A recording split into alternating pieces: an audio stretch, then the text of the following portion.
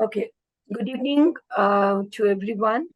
This is Impact Women Empower Her, a global series for the interviews of our women leaders, which are doing a great job in their respective countries. So Global Women's Development Network is having this honor to inviting today's our guest from Nepal. This is Ganga. Ganga is a pioneer member of Global Women's Development Network and the Community Development Foundation, Pakistan. Ganga is also the pioneer member of International Women's Day Conference, and Ganga was the first speaker also when we initiated conference in 2021. So Ganga is a quite familiar with this platform, and also it's a very active community services and contributor to the development sector, especially for the women. So Ganga, it's a warm welcome from the panel of today's Empower Her Global Series for the Women Empowering Women Interviews series. In these interviews, we are going to elaborate and ready to hear from the leaders, especially like you, that what is their journeys, how they started this development work, and how they empower their women, what kind of strategies you are using, how you are boosting your economy. So these are all the panel discussions. We are starting with you, and we are very happy that you are our today's first guest. So now we are going to enter in the round of the introduction of today's panel. And this is a huge senior professionals panel for you, which are joining us from USA, from South Africa. We are expecting one member from Italy. And this panel is having a great homework behind this interview.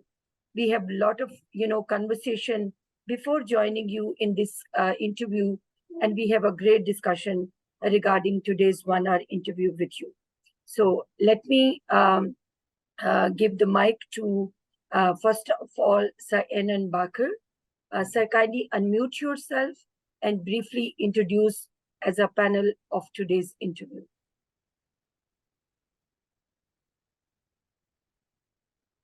Good evening now, I guess it's there. As I said before, my name is Ernie Baker. I am based in the United States of America in Atlanta, Georgia, and I feel very honored and happy to be here and to recognize the work that you've been doing in Nepal. Thank you. Thank you, sir. Thank you so much. Now, Chantal, please unmute yourself and introduce as a panel of today's interview. Good evening, everybody. I'm Chantal Maxim. I'm the founder of Lady MD, which is the business owners in the micro business space. I'm also one of the board members of the Global Informal Economy Development Forum, and it's my absolute honor to be here tonight. So thank you, Miriam Khan, and we look forward to interviewing you, Ganga, and the amazing work that you're doing in Nepal. And I know that even though we're all in different countries, the synergies as women to stand together and eradicate poverty and bring about the change in education can only lead to positive impact. So I'm very humbly grateful for being here tonight. Thank you. Thank you so much. I'm going to invite my one of very dearest colleague. This is Laura Venanti. Laura, kindly introduce yourself. Laura is also part of the panel of this global series of interviews. Yes, please. Okay. Good evening. I'm Laura Vanetti from North Italy in Turin. I'm owner of Casa Zuccala Parfum,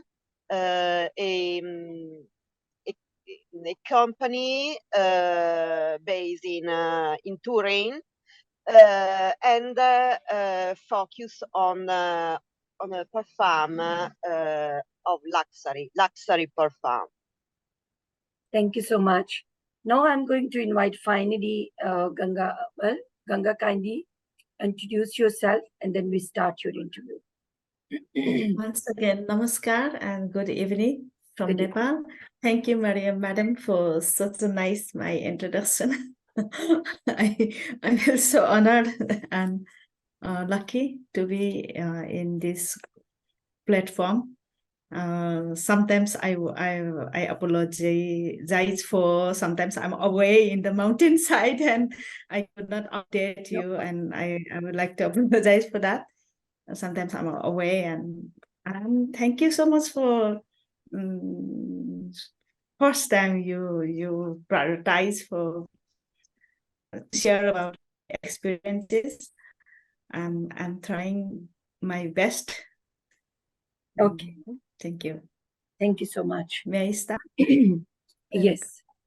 So, so Ganga, thank you so much for introduce yourself. And I think so we have just one member left, or he will join us meanwhile. So because we are, having shortage of time as well. So Ganga, kindly tell us about yourself and your family and your culture in Nepal. Thank you. My name is Ganga Laxmi Awal. Actually, the full name is also Laxmi. Ganga means holy wall. I was born in a farmer's family, and my grandfather used to build a home, the Darbar Square of Bhaktapur, and the 5-story temple. So he was the technically home and brick makers family. My background, I was born, and I learned farming from my childhood. When I was 6-year-old, 7-year-old, I used to go field with my family, and I used to do rice plantation, and my grandfather especially taught me integrated pest management when I was 6-7 years old. I hardly can remember, but continuously doing. And I didn't know at that time why he used to tell me to plant the herbal plants around my rice paddy field. At that time, I get annoyed with the very smelly grass. I used to tell him, grandfather, why did you ask me to plant smelling bad odor plants? But that was to chase away the pest. I learned when I studied agriculture when I was 24-year-old. So this is my family background, and very farming, and also I would like to say hardworking. My mother used to plant vegetables and used to sell me.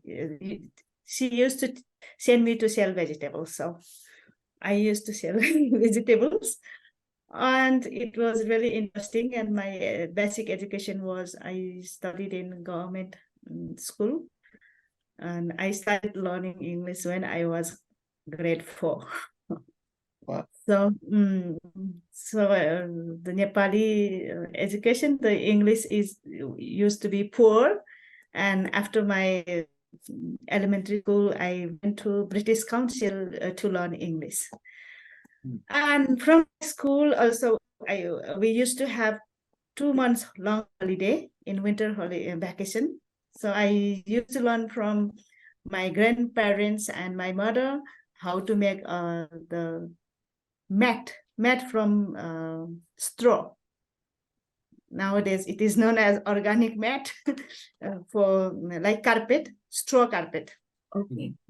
So I made about 5 questions in 2 months during my holiday.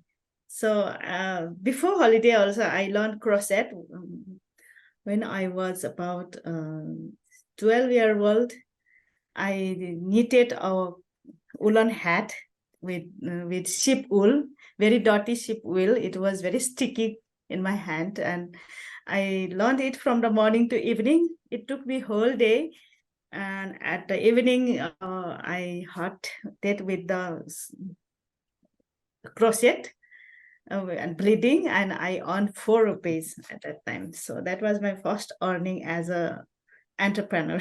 It started from my Wow. 12-year-old because I knew that we have to be independent. We all, even male, female, everyone must be independent. So I was seeking earning because my parents didn't have money to give me. They have a lot of food from their field. We have rice, roti, bread, potatoes, vegetables, but we didn't have money. So I just wanted to earn money during my vacations. So that was my childhood, and very, of course, all childs, they are very curious, willing to learn many new things. So I was also same. I'm very looking for good opportunity and learning and traveling and trying always new things. Although my parents says you can't do this, so whatever they say you can't do this, I wanted to do I that. said I can do this. You are daughter, you can do that, you can do this, you can go there, no? So many obstacles, so many barriers, the cultural, maybe because of the cultural, and Yeah. but at that time I thought my mom was the biggest enemy, to stop me going here and there, and to stop me not wearing the shorts, half pants. Even after my 20s, she hid my half pants in her lock, and she didn't have scissor. She cut with the domestic vegetable cutter. No, she cut my half pants so that I could not wear that. So I thought she was my enemy. But later I learned why she stopped me not wearing shorts. So I thought, Thank you. I think now she was Yeah. she was correct. I think so. Now she was become quite confident that you can do all these things which she thought that you as a woman or as a girl are unable to do. So I think so Yes. it's an amazing journey which you have shared, that you have Yes. started entrepreneurship from your very early childhood. And Yes. you are not only the entrepreneurs, you have learned a lot of skills also. And you Yes. proved that you can learn the skills and you can pass on this knowledge to the others as well. So I think Yes. so. This is the reason that's why I choose you people as a heads of your countries. Why we choose you people, as our leaders of your areas, to facilitate and to guide to other women also. So let me move a little forward. When you become aware about yourself that you can contribute for the society, especially for the women, kindly share your story when you shared your work with your country's women at local level. Thank you, ma'am. Yeah, I felt my responsibility I have to do for others. No, everybody is living just like the local domestic dogs also living, no, themselves, going here and there in our society. But what I thought, I am human being, and we are the most genius and the superior people, so that we can think of others, we can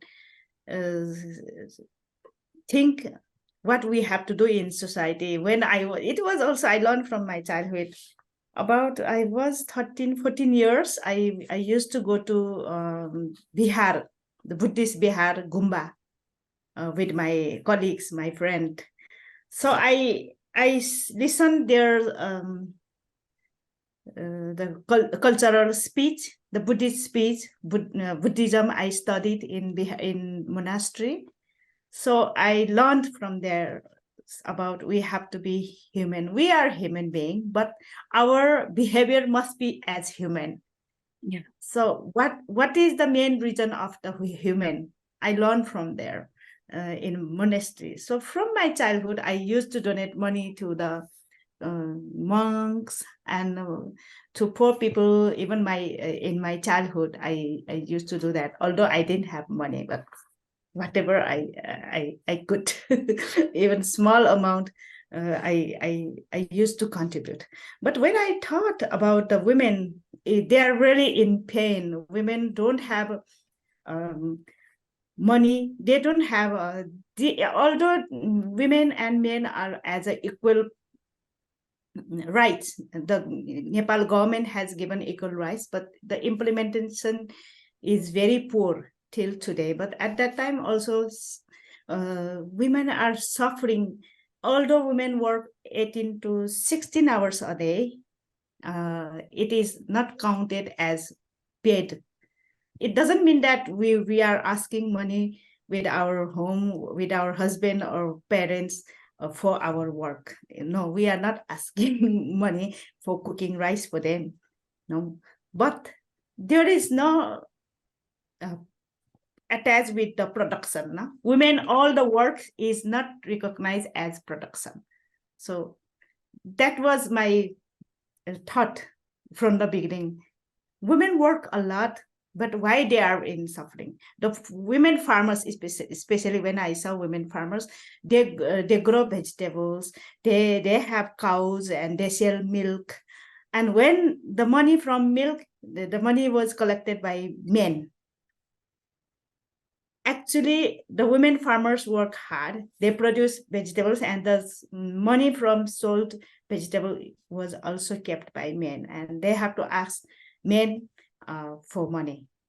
So it was not fair. I think it is not fair. No, women must be empowered. How to make them empowered? I thought like that. No, it took a lot of time. It took long time. It is behavior and cultural change is very, very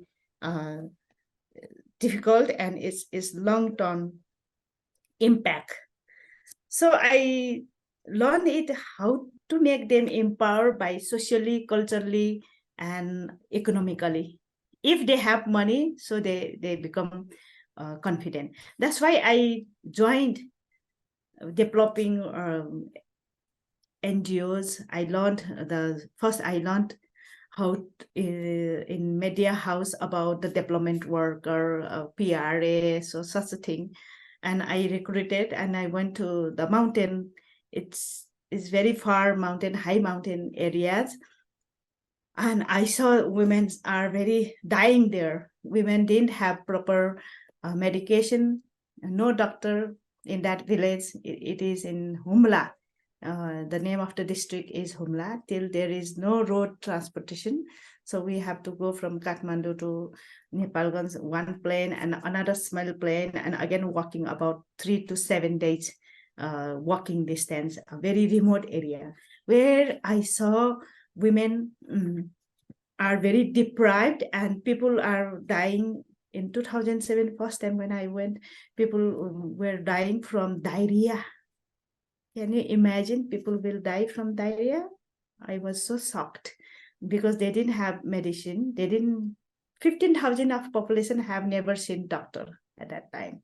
So they had health worker, and their women health was very poor, and it really hurted me. And I saw the Thaupadi system, the cultural impurity after first menstruation of girls. They are kept separately in small hut with no air ventilation, and they are not given milk and meat. Very nutritious food are not given, and the women, the menstruation, girls cannot touch the men. They cannot go to temple. They cannot go to kitchen, but they are allowed to go to field to work. And I thought it is not fair because this is their culture. No, more than 80% population are Hindu in Nepal. Although there are Buddhists, Muslims, and all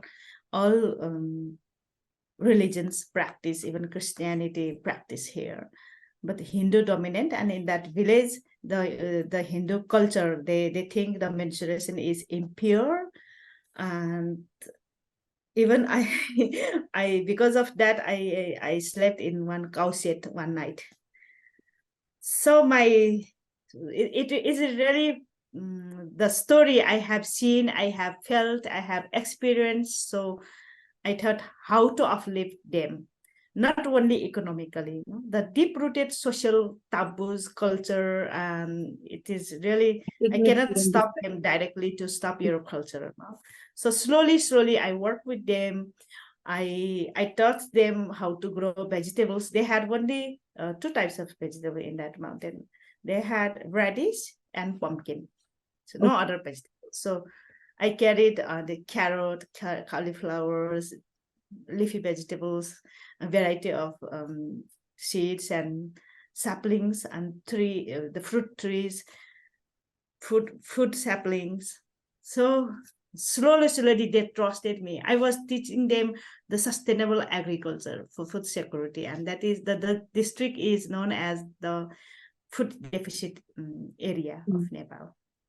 So I was teaching them how to make independent or how to increase food security in their place, but they didn't understand at first. It is really interesting to share. First time they said that, when will your apple will grow? We are hungry now. It takes 3 years to give fruit from your apple plants. So if you bring rice now, if you bring electricity, big projects, so we respect you. If you don't bring big things, they used to tell me like that. But later they learned, they realized that you are correct. You are teaching us sustainable agriculture. And now we learned it. It took me 7 years to make them understand, because there was WFP program, Food for Work project in 2012 to 2014. The WFP were distributing rice from helicopters. So they get rice for work. They were constructing road, walking road track. So instead of that work, they used to get rice. So easily they're getting rice, and their food was millet, maize, chino, kagono, and the mountain food.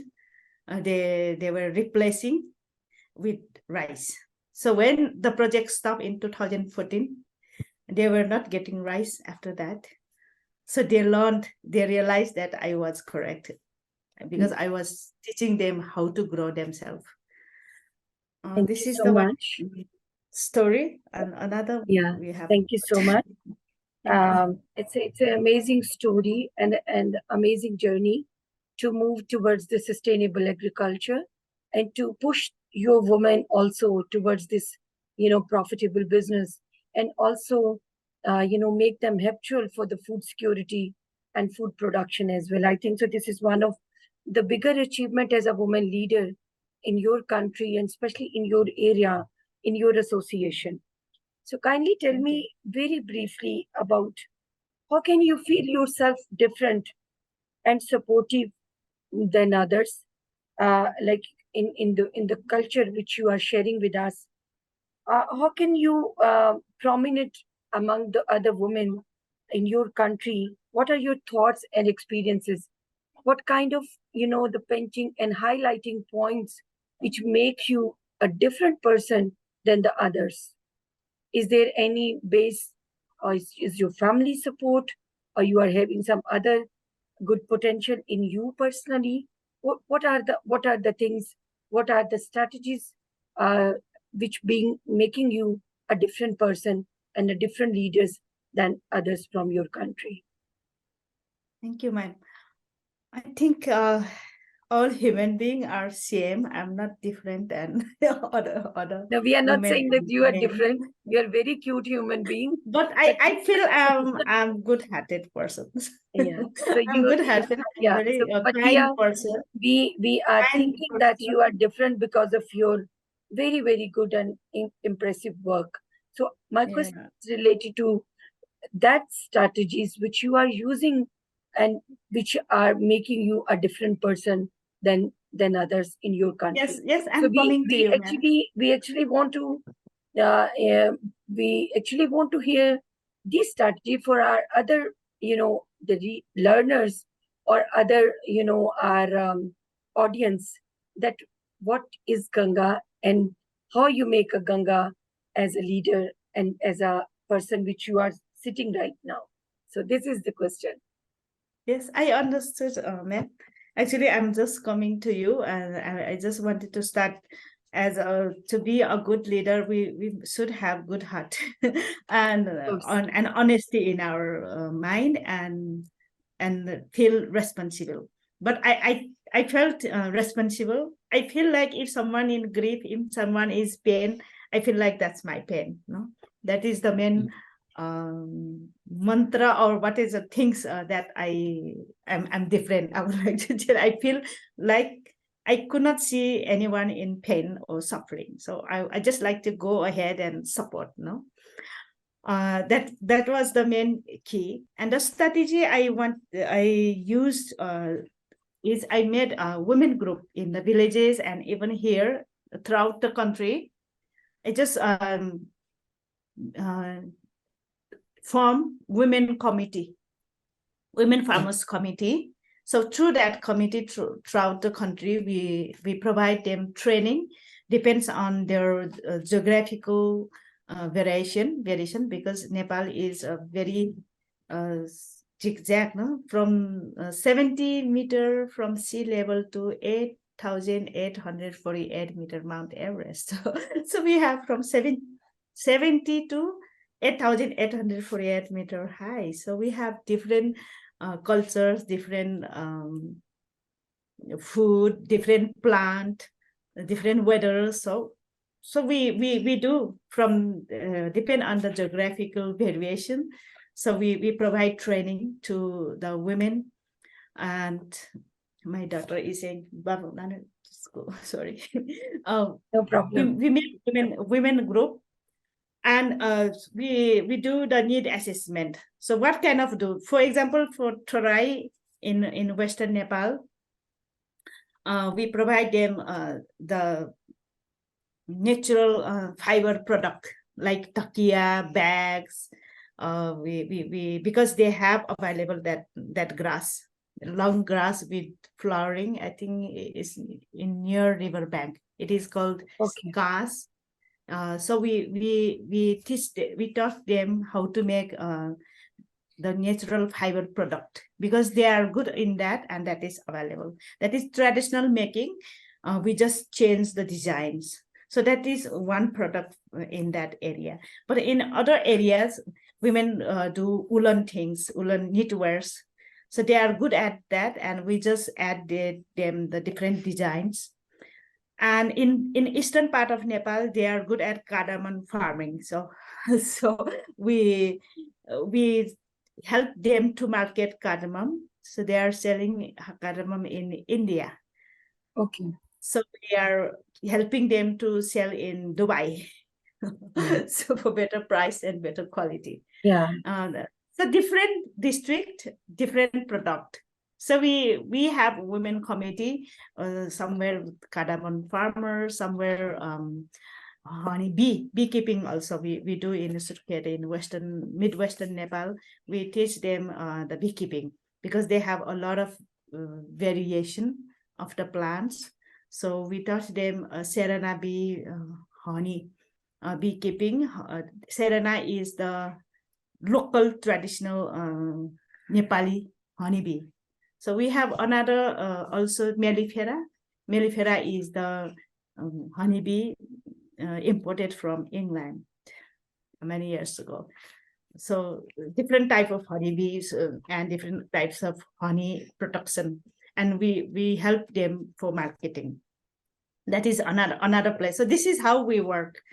So we have district level women group, province level group, and national level group. So we work together with the government. We also ask help from the government as well, because government has fund. So we request Nepal government and Department of the Business Trade Promotion Center. They help us to go to China. We went 2 times in China, Guangzhou, in Canton Fair. You might have known about Canton Fair. It is a huge fair all over the world. So people meet there for their production, and we didn't have production. They asked for the organic natural fiber bags. One time I sent you the picture of that bag. I think I have now here. Okay, I saw you this one. Bags and like this. This is the cushion we made, and so people like this very much. And we could not produce. Even they asked. We have a lot of order, so we are doing training for that, because the material is not enough. It is seasonal grass.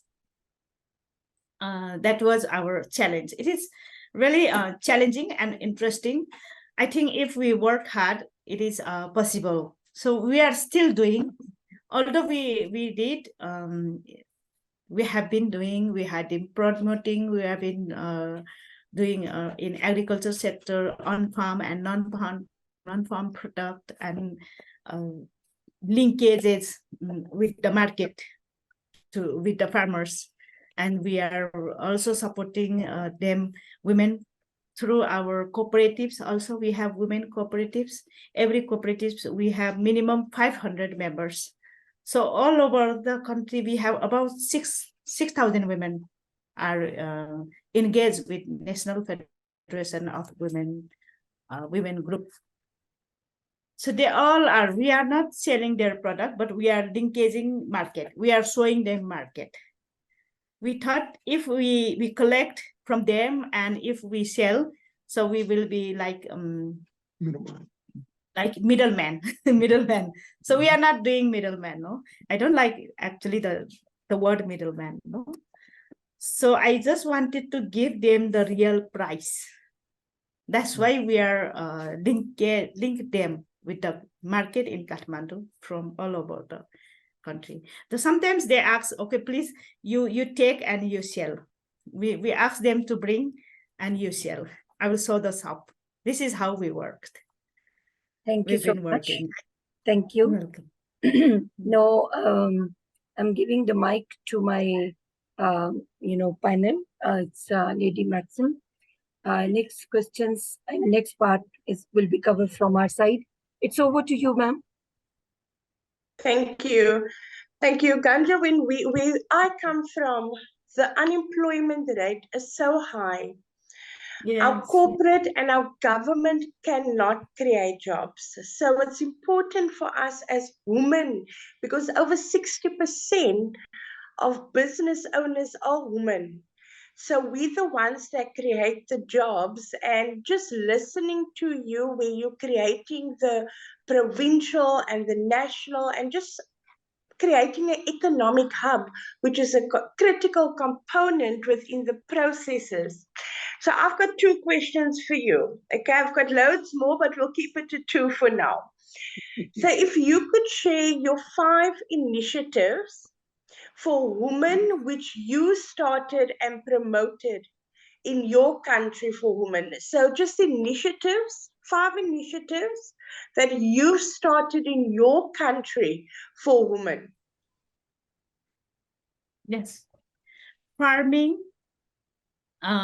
because first we prioritize for farming agriculture, because we have very good climate for farming.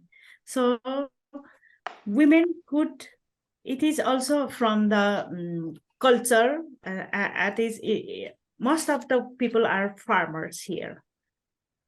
So we focus on the farming because it is sustainable and it has a lot of scope. And all the women are doing farming. So why not they make us the economic growth through the farmer? The women farmer, they always ask for the seeds, manure, and they never say for technologies. So we are giving them technologies. The technologies we introduce in farming is we constructed evaporative coolers. That is 0 degree energy storage, cold store. the environment-friendly cold storage we built with locally available bricks and stones and 2 layers of the bricks pit, and it is pit storage, and in between 2 walls we have sand filled with water, so it makes the cooler, so that women can store their vegetables for 1 month and then they can sell it later on. And another initiatives we initiated with non-farm. Non-farm means all the women, they don't have land to do farming. So we started with them what they have learned, what they have skills like knitting or weaving, whatever they have. And so we just enhance them the design and marketing, and we change the object. The traditional takia, we change into the bags. The women loved it. So this is how we are doing. And also felt is also the woolen product to make small key rings, bags, and we ask them for women who don't have money. They, for example, we have women, very poor women, they cannot start with the industry. They can work on wages also from the company. So they work on wages, how many pieces they need, so they get money, depends on that. So weaving, knitting, and agriculture, bags, a lot. We have it. And also to make pickle from the carrot, this 9 types of pickle making training also we initiated last time. I had updated in social media also. So now they are making the pickle. Some women doing selling and earning money from that pickle, and some they just learned and they are making their at home for their family. So the impact in their family are very happy with the skill. Because they had good food. And yeah, so on. I think I could address you. Yes, you did. Thank you.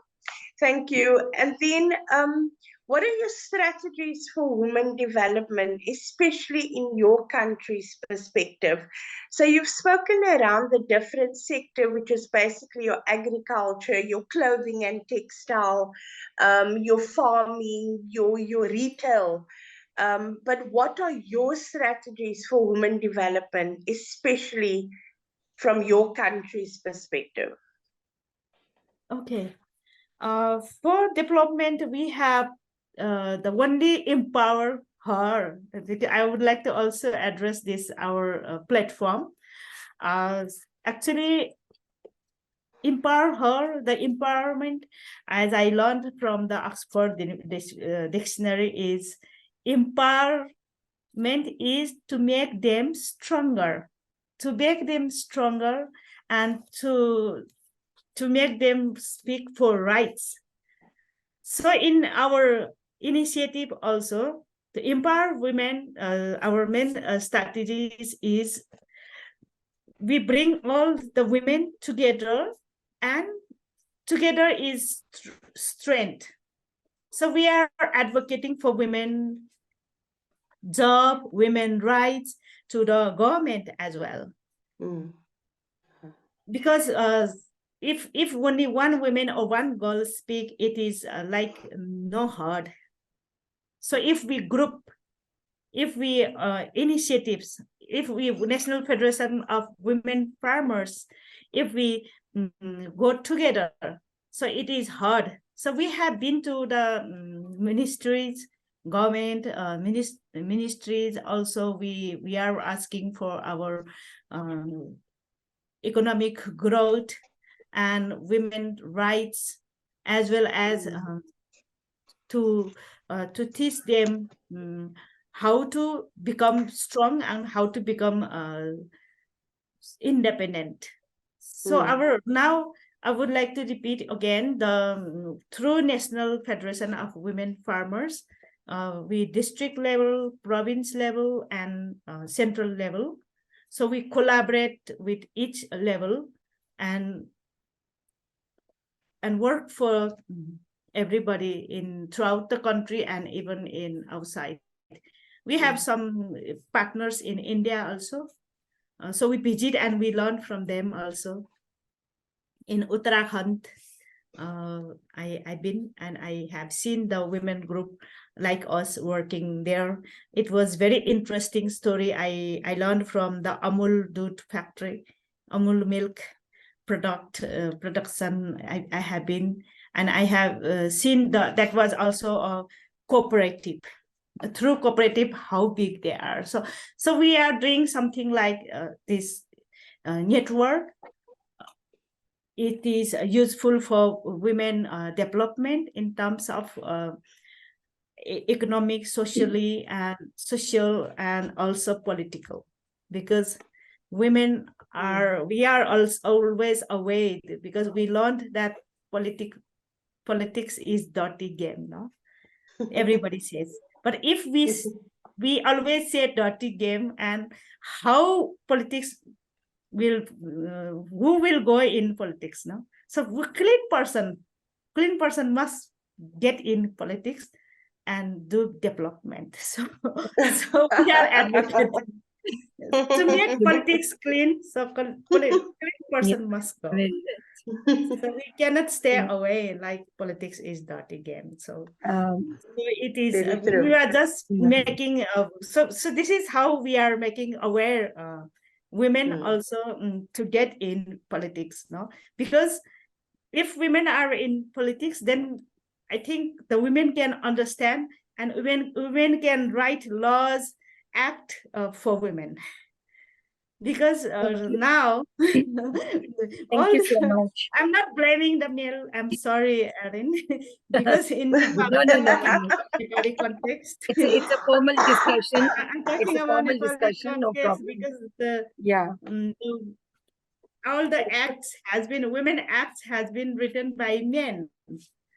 So I think women, we must get in politics as well, so that we can work and we can see women through women's eye. Thank you so much, and thank you so much, Lady Maxim. I'm going to invite Sir Arna Bakar for the question number 6. Sir, kindly unmute yourself and ask your part of the question. Then we invite again the Lady Maxim, and rest of the questions I will ask from Ganga. So, sir, kindly, mic is over to you. Thank you very much. Thank you very much. Ganga? Yes. I have to. Yes, please. My pronunciation. My question is, and I hope to ask my question. The work that you've been doing is fantastic, but as Ms. Khan was asking you, sort of, what were you doing, and the other person, what kept coming up in my mind was why. Why did you take small planes and then walk 7 days to get there for 7 years? I understand that you were, very empathetic, we would say, somebody who saw pain and wanted to alleviate that pain.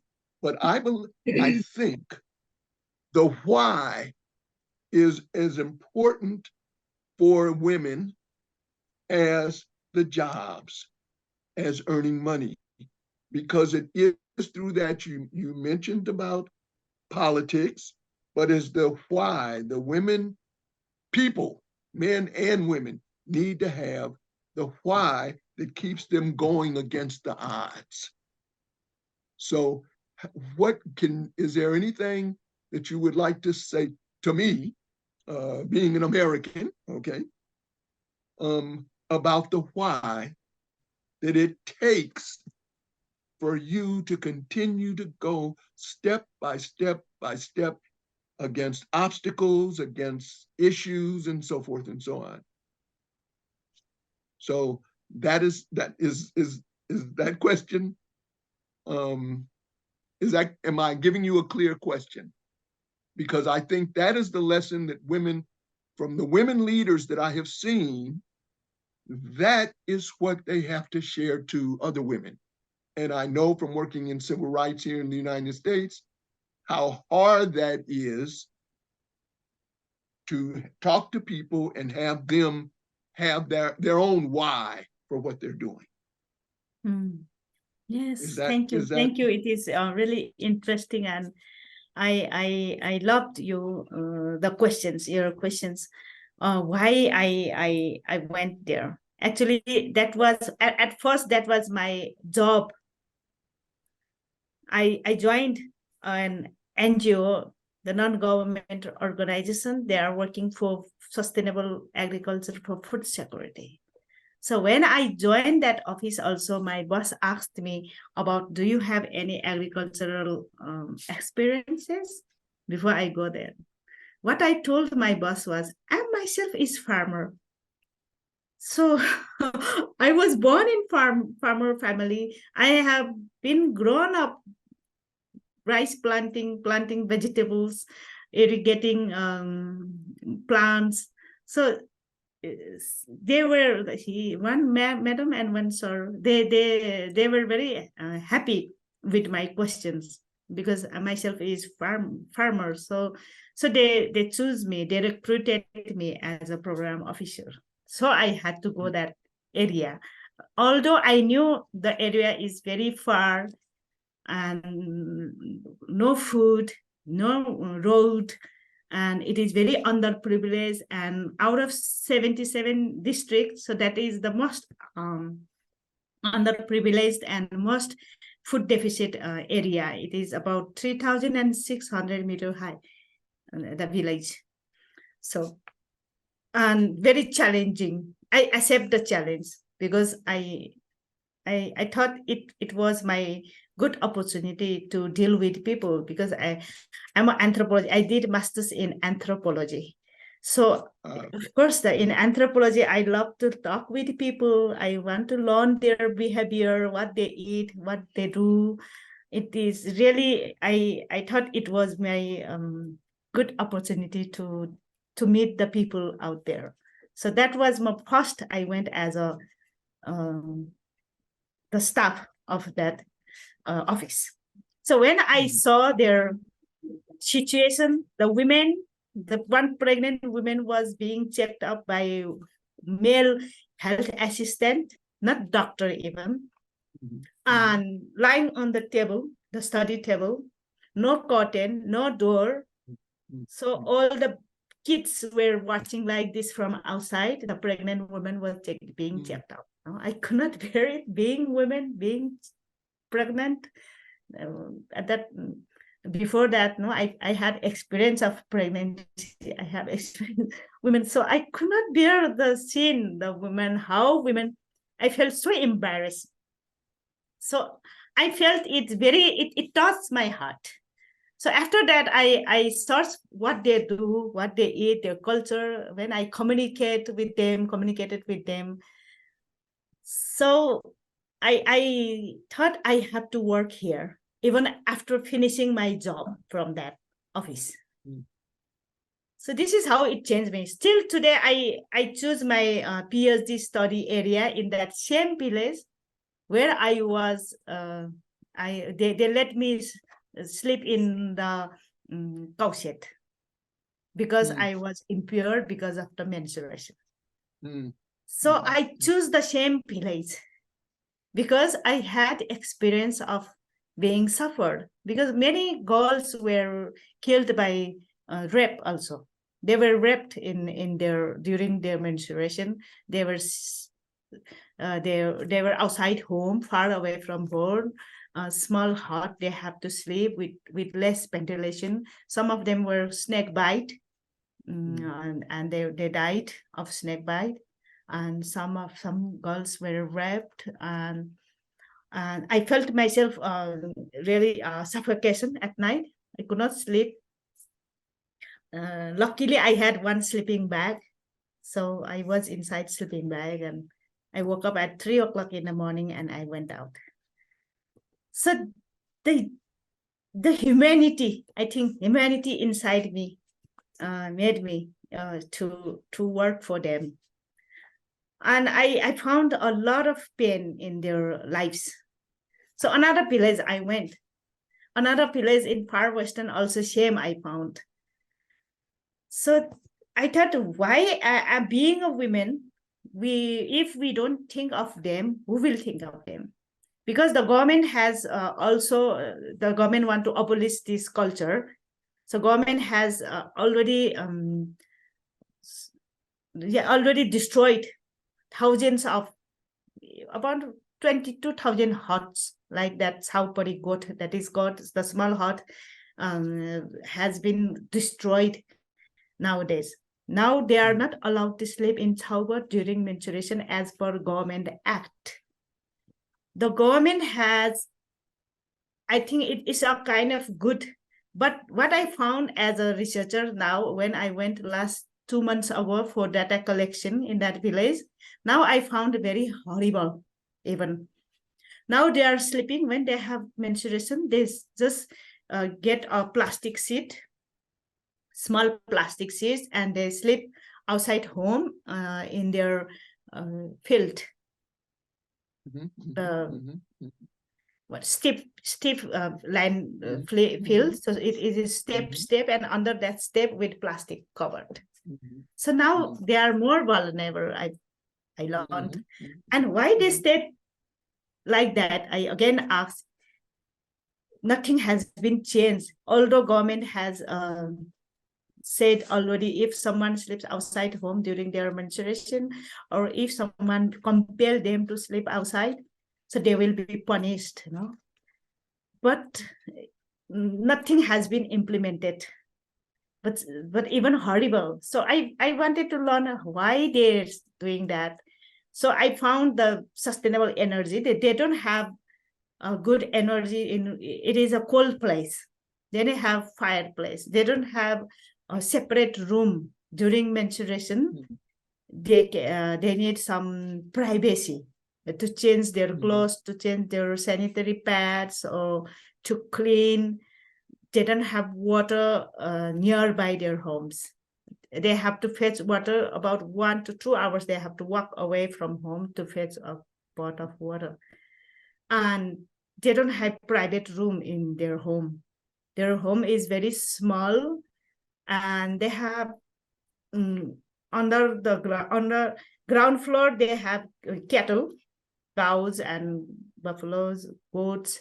So first floor, they have kitchen in the middle of the room, and they eat in kitchen around the kitchen. And after dinner, they sleep in same room, all family members, 7, 8, 6. So that is why they used to stay outside, away from home. So I learned it just now. So I'm doing data tabulation about it. And actually, we are not blaming this for male or anybody. The male, I talked to the ward president of that place, the political leaders, different parties, and women leaders, mothers group, women group. I talked to them. When the main leader, the ward president, told me that, what he answered, we didn't compel women to stay away from our home during their menstruation because of the cultural taboo. They are worried about men. They are worried about the god and goddesses will get angry if they stay at home. So that's why the women go themselves. Without saying that, they just take their plastic tent and they go outside the home during their menstruation. The men replied us like that. But female, one time I asked, one female was sleeping outside during her menstruation with small kid, and she was not sleeping in hut. She was just under the sky at night. 8 o'clock, I met her, and I asked her why did she stay outside the home in this cold weather. And she asked me to request her husband to allow her to sleep inside home. And I went at that time. I asked her husband to allow her to sleep inside your home because she has baby, breastfeeding baby. Baby was coughing, so allow her inside. So he was very angry. He was drunk. He was cooking with some firewood. He picked up the firewood and he chased me away to beat.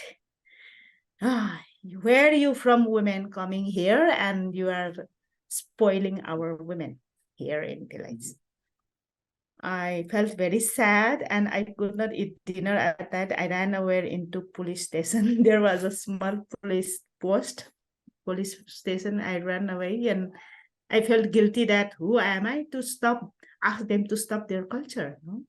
At that time, I was stupid. I thought I should not have asked him directly like that. I felt like that. I came back to Kathmandu and I talked to my boss, and she said to me, you cannot ask them to stop their culture, but we can suggest them to manage, how to manage their custom. So that was the story, what made me, I feel work in that village for women health, for women food security, for women economic growth, because they are dying of even diarrhea. So they didn't have, there was no doctor because of the remoteness. Doctor don't want to go there. And now that it is changing. And overall, at last, I think being a woman, being a human, so we must work for human. That is the only reason. So I know that you're I would like to just say to you that your work in for me, politics is the art of self-interest. So for the women to have their own interest in what's going on and in their lives, but you serve as a symbol, as a, I can't even remember the word in English. It's a guide to how a person can move forward. That the wife asked you to talk to her husband, knowing what type of person he was, is an indication that you and your person is giving something to the women for their own self-growth. And I think that's as important as the financial pieces that are going on, because what's going to move people forward is not a small amount of money, but the self-confidence and the self-esteem and the love and the respect for people who go. So I really appreciate hearing your story in there, and I think it's amazing. Thank you so much. Thank you so much, sir, for your part. Now I'm again inviting our Lady Maxim for the next question, please. Thank you, Miriam. Ganga, in the space that we find ourselves through such a powerful network, and you know, I myself has been privileged to be part of this network. The question to you as a powerful, resilient woman, how can you facilitate and promote the CDF, the Global Women Development Network? How can you facilitate and promote that conference, the mission in this regard, and what would be your brief around it? Thank you so much, ma'am. I'm really, I feel really lucky to be in this network. And I would like to share our success stories in this platform, or if we organize the conference where we women from around the world globe could meet and share the experiences, so we can learn from each other. So we could learn. I need to learn a lot, I think.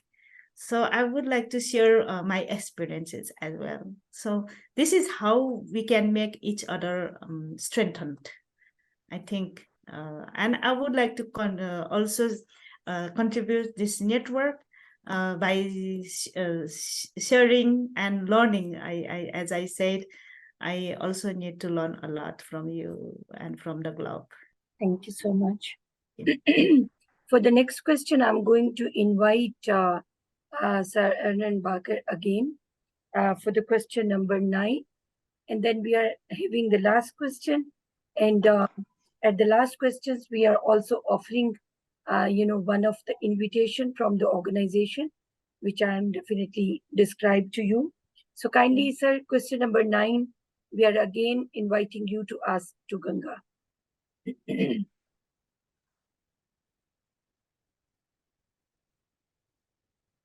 Should I share the question? Kindly unmute yourself, please. Sir, kindly unmute your mic. Okay. Yes, please repeat number 9. So number 9 is how you upgrade international trade if we give you opportunity to become part of our trade initiative from Global Women's Development Network. Wow, it will be a great opportunity if we could share this Because business. Ganga, I observe in your interview, and Lady Maximum also, I think, so agree with me, that you have a lot of shared about, the marketing, about the trade opportunity. You're already focusing a lot of about the businesses. You're already taking so much initiative as a small initiative for the startups also. So if we are going to, sharing this opportunity with you, so how can you upgrade international trade from your country with the other country heads, or how can you make yourself connected with them? Because you are in this network from last 2-3 years. You are coming as a guest. We are inviting you. You are attending our conferences. You are attending. But this time, before 2024 conference, we are very, very much interested to inviting serious people in the trade also. So, our ultimate objective, starting from the startup, starting from the small initiatives, starting from the women in businesses or the businesses led by the women, we all are very much interested to, lock every woman leader on the trade opportunities. So how can you feel yourself that, how can you engage yourself in the trade opportunity, international trade opportunities from your own country and from your own work? So please describe us briefly. Thank you. It will be a great opportunity, of course, if we could do and implement as we discussed. We have a lot of product. So we have organic masala variety. Masala variety means the spices. Like we have organic ginger, organic garlic, and also the turmeric powder. We have organic production. So which is long lasting and not destroying very early. So we have like cardamom, organic cardamoms. We have organic honey, the production, and we are doing trade inside our country. But the women are not getting a good price actually. This is another challenge, no? Not good price. Although they work hard, as I told you, we link market with them. And sorry to interrupt you. Is there any only the reason that they don't are getting good money, or is there any support they need, like they need some capacity building programs to enhance their product, or they want to do something in a good packaging or packing or something like this? Are you and your platform, like your farmers association, are you people involve these women in the capacity building programs also, not only giving them skills for making something or producing something? Like before selling something, are you giving them any sort of training basis on the selling skills or the marketing skills or making Yes. their products attractive in the market and the price negotiations? So what kind of, like these kind of trainings, are you people using these strategies and trainings for your women? If yes, then you can share with our women in your interview also. Okay. Yes, of course, we do that. We did, for example, last time we trained women 10 days long, 9 types of pickle making training. So after that, we taught them how to make the hygienic packaging as well as the marketing skills. First, we taught them the food must be prepared in hygienic environment. All hygiene matter was taught, and after that we taught them how to do the attractive packaging with ingredients and the properties of the nutritional values of each gram, and such things we have to write in the sticker. We taught them like that, and again we taught them how to do marketing, the market strategies. We taught them, and also we taught them how to export as well.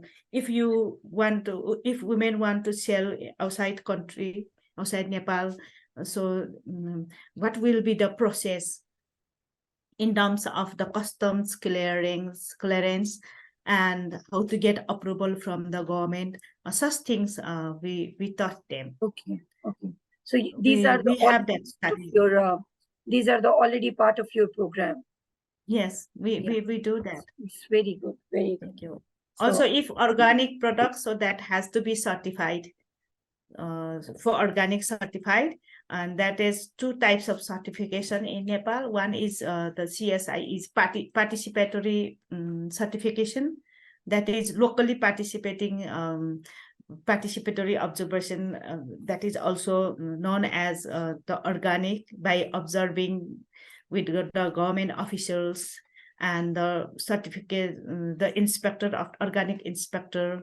So that is participatory. And another certification is the professional certification, organic certification in Nepal, as well as if we have to export in Japan or Germany, so international certification we need. Okay. So we taught them how so you to are do already doing so. It's a great job. Yeah. So at the last, Ganga, it's amazing journey. It's amazing stories of your life, amazing stories of your transformation, not only for you or even your country. You are empowering so many women in your country. I think so.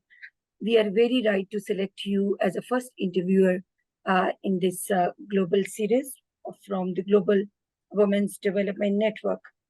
So my last question, it's not a question. We need a suggestion or a message from you as a leader or as a woman empowerment, head in your area. What is the message from your side for the other women for their personal growth, also promotion of their culture and languages? So we need a one-liner from you. You can sum up your today's interview by one-liner message for the rest of the women. Thank you so much, Mariam ma'am, and all this network and the panelists. I would like to thank you from my heart for this opportunity, and I would like to request all the women and men through this portal, just be honest, be intelligent and independent. Try to be independent. That is the most important thing in our lives. So don't stay doing nothing. Everything is possible. Think everything is possible and be good heart. So that is the key to get success in life, I think. Beautiful message. Beautiful message. Thank you so much, Ganga. Heartedly, we are grateful for your time. And I'm inviting one by one my both panelists to say thanks to you and also add one message from their side as well for closing of your interview. Ma'am, Lady Maximum, first kindly you unmute yourself for one-liner, and then we invite Sir Barker, please. Thank you kindly, Ganga, for the time, for being with us. I do believe that, you know, as women, whether we in every different parts of the world, that together we can achieve great things. So remain the positive person you are, with a kind heart that feels the pain as women that we go through, and just help where it's needed. When you have the time, come to South Africa. You can carry all our pain at the moment. Okay, but thank you. Lady Maxim, I'm very much interested. If you can just please share your initiative, which you have started, her story. So we can also invite Ganga also for this initiative also on your invitation later for the interview or for the story we can share. So Ma'am, Lady Maximum also running a marvelous initiative, which is, you know, story of a woman, story of the, the ladies which are working crazy like you, Ganga, because I think so your journey is amazing. So, ma'am, can you please briefly share about this initiative also? I will. So, because of our huge amount of unemployment rate and the increase on a daily basis within poverty, that has ignited for the women of South Africa informal and micro businesses to come together and basically to stand firm in forming a co-opetition, like a collaboration, but a co-opetition in working strongly together so that we can create jobs. But it's also finding a home of telling the stories, the untold stories, the pain that you go through, the emotional toll, the balance in your personal life. It's just that pain that people don't see, and how you break through barriers with compassion. So it's been running for about 6 months, and it's been absolutely an economic breakthrough within SA. Still a lot of help being needed, but we are over 10,000 women strong already within this campaign, which is all women business owners. But I must add, and as a wife and as a mother, I can't do this without the strong backing of my husband. So as a woman, I need that strength from the man's perspective. So yes, that is the campaign that we're running in South Africa. We have taken, I'm not too sure if you know Raymond Ackerman. In South Africa, he owns the retail stores Pick n Pay. He started his career, and the biggest retail chain in South Africa, which is Pick n Pay, he started as a spaza shop, as a little home-based business, and he wrote the book on 4 legs of the table. And we have taken that concept to assist micro businesses to grow through a process where they are strong enough to employ people to work with him, and it's been highly successful. So yeah, and we're doing it across all sectors: agriculture, clothing and textile, manufacturing, wholesale and retail, tourism, green economy, but we're focusing on women, and we're focusing on youth. And we are running the CSI component, where we have started an online college, which is free education for the less fortunate. And then we've also running the sanitary towel drive, because of the poverty that is in such a bad state, that sanitary towels has become such a bad mental breakdown because of young girls that cannot afford sanitary towels at the moment. So yeah, that's just a high level. Thank you so much, ma'am. And now I'm inviting Sir Ernie Barker. Kindly, you can also deliver your message on the closing of today's interview.